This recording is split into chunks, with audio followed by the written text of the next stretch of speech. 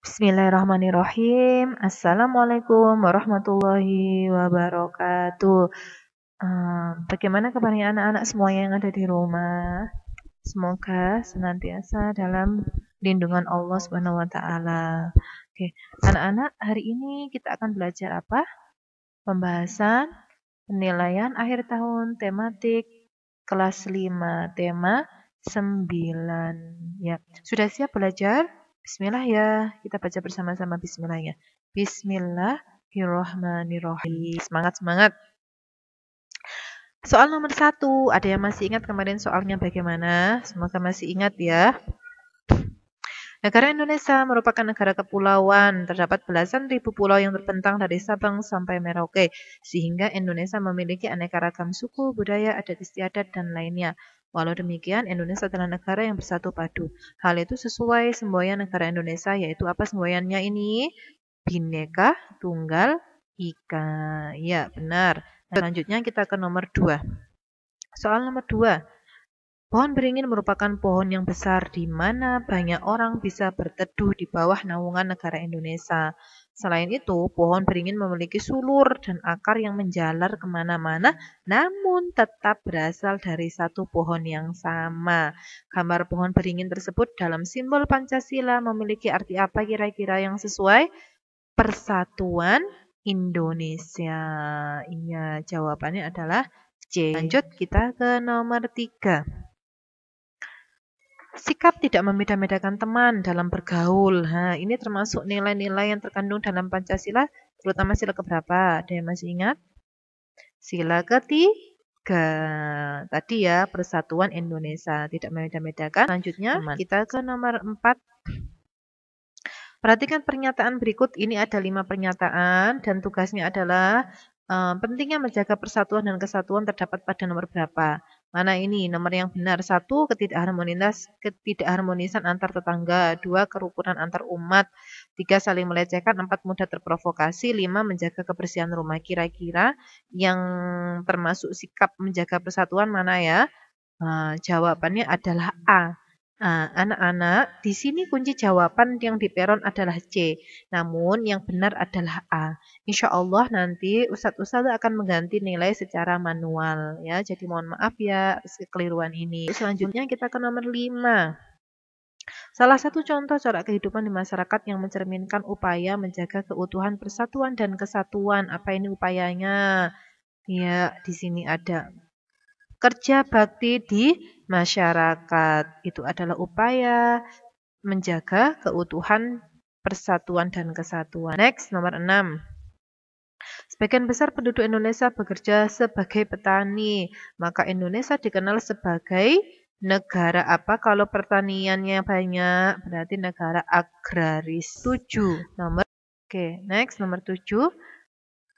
Dalam kehidupan masyarakat, menjaga kerukunan antar sesama merupakan tugas siapa? Ayo, siapa yang tahu ini menjaga kerukunan antar sesama berarti tugasnya seluruh warga. Jadi bukan tugasnya Pak TNI, Pak Polri, Pak Presiden saja, tapi tugasnya semua warga negara. Oke, lanjut ya. Nomor 8. Iklan dapat memuat pesan moral ya, pesan moral yang ingin disampaikan pada iklan ini ya. Cek gambarnya ini. Ada gambar anak menggosok gigi berarti kira-kira pesan moralnya tentang apa?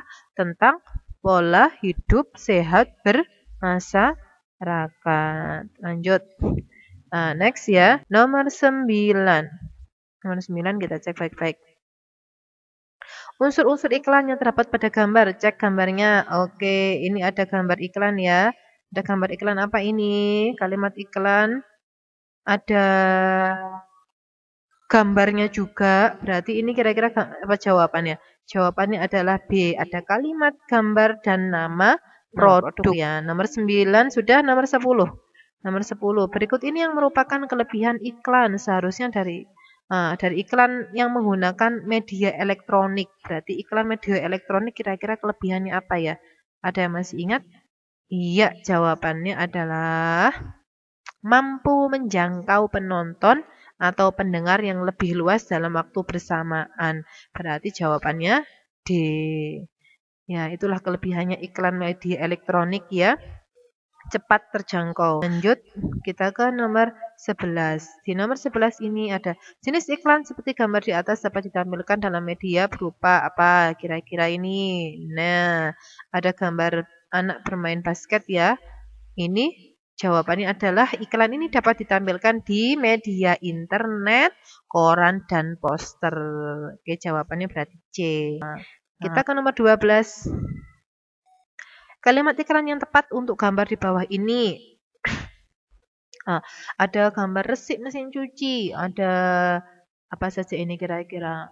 Coba kalau A, mesin cuci resik mampu mencuci dengan kapasitas lebih dari 10 kilo. Wah, jelas keliru ini, tidak bisa. Di sini hanya 10 kilo saja. Kemudian B, mesin cuci resik hemat pemakaian tenaga air, tidak dijelaskan. Resik mesin cuci mampu mencuci bed cover dan macam-macam boneka. Ya, di sini ada penjelasannya ya. Kemudian yang D, mesin cuci jaminan tahan sampai 5 tahun, tidak ada jaminan garansi di iklan. Berarti jawabannya adalah C, yang sesuai dengan yang ada di poster iklan. Nomor 13. Ini ada naskah ya, dialog antara satu penyiar dengan penyiar lainnya. Kira-kira kalau hanya dialog suara saja, nah dialog naskah iklan di atas dapat dimuat di media apa? Ada yang masih ingat iklan yang ditampilkan melalui suara, berarti iklan apa? Radio. Oke, good ya, berarti jawabannya. Next, selanjutnya ada di nomor 14. Ini muncul gambar iklannya duluan ini. Pertanyaannya, ciri-ciri bahasa iklan pada gambar di atas adalah bahasa iklan, ada yang masih ingat? Ini. Mana ini kira-kira jawabannya? Jawabannya B ya, bahasa iklannya singkat, menarik, dan memberikan sugesti ya, daya pikatnya, memikat sugesti itu, terpikat langsung orang yang membaca apalagi melihat gambarnya ya. Oke, nomor 15. 15. Sebuah perusahaan dalam menjual produknya akan membuat iklan. Tujuan suatu iklan dalam perusahaan adalah apa? Tujuannya iklan di sini apa? Ayo, jawabannya A. Membangun citra perusahaan supaya produk atau jasa yang dihasilkan dibeli oleh masyarakat luas. Semakin banyak yang dibeli, semakin banyak untungnya perusahaan tersebut. Gitu ya. Nomor 16. Zat tunggal memiliki satu jenis identitas. Zat tunggal terdiri dari unsur dan senyawa.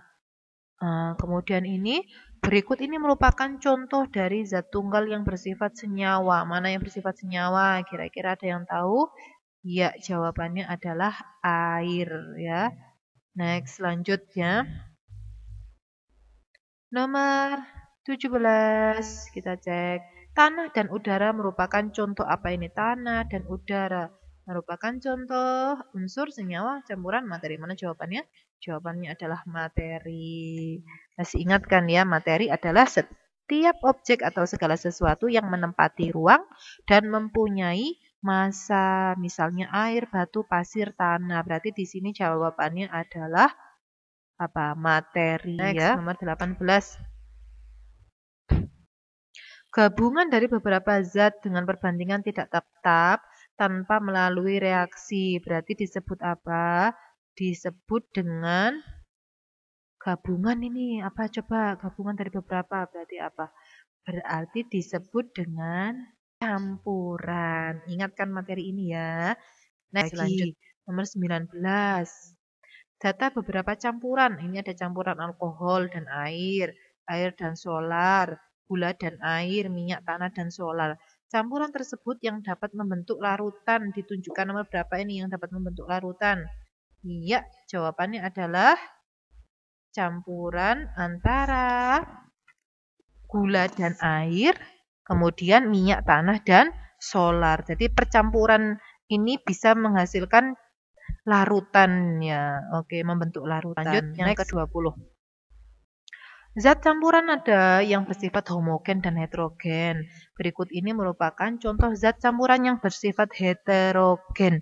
Ayo, ada yang masih ingat kan heterogen itu apa? Ya, di sini ada apa jawabannya? Jawabannya adalah AS2. Maksudnya apa sih campuran heterogen? Campuran heterogen adalah campuran yang terdiri atas dua zat atau materi berbeda yang tidak dapat menyatu secara sempurna. Jadi kalau kita es buah itu kan masih tetap tidak bisa menyatu ya, tidak bisa menyatu secara sempurna. Oke, lanjut 21. Gambar di bawah ini merupakan contoh zat apa ini? Ya, apa? Gambar di bawah ini merupakan apa? Jawabannya ini zat apa? Jawabannya adalah zat tunggal ya. Jadi emas itu adalah zat tunggal. Zat tunggal itu apa? Dia masih ingat? Zat tunggal adalah zat yang komponen penyusunnya hanya satu zat atau materi ya. Jadi hanya satu komponen saja penyusunnya. Lanjut kita ke nomor 22.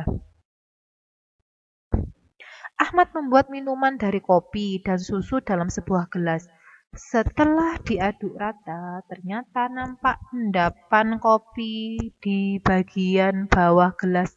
Dengan demikian, campuran antara air, kopi, dan susu termasuk zat apa ini kira-kira? Cek campuran heterogen ya. Tadi ya sudah jelaskan campuran heterogen, campuran yang terdiri atas dua zat atau materi berbeda yang tidak dapat menyatu secara sempurna. Oke, lanjut lagi. Nomor 23. Zat campuran ada yang bersifat homogen dan heterogen. Berikut ini merupakan contoh zat campuran yang bersifat heterogen. Heterogen lagi ya, nggak apa-apa. Mana ini? Iya, pasti sudah tahu. Tadi kan sudah dibahas di nomor sebelumnya. Jawabannya adalah es buah. Enaknya. 24 ya, kita lanjut lagi. Masih kuat ya, sabar. Sebentar lagi. Nomor 24, cek baik-baik. Iya, sebagian besar masyarakat Indonesia melakukan usaha dalam bidang pertanian. Hal itu seharusnya karena negara Indonesia dikaruniai oleh Tuhan berupa apa? Iya, kita cek baik-baik. Jawabannya adalah tanah yang subur. Iya, Indonesia memiliki tanah yang subur. Ya, lanjut nomor 25. Usaha-usaha kegiatan ekonomi yang dilakukan masyarakat pada dasarnya mempunyai tujuan untuk apa kira-kira? Untuk memenuhi kebutuhan hidup.